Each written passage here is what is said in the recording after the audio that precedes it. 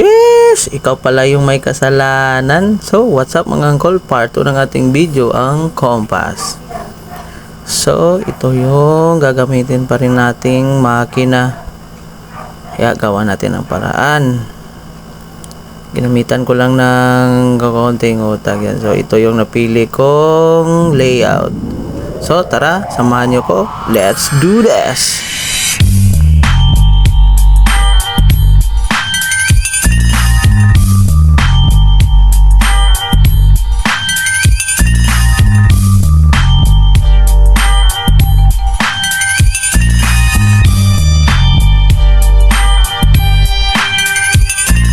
So, ayan, nabuo na natin ang ating mga kalukuhan. So, kaya talpak na natin!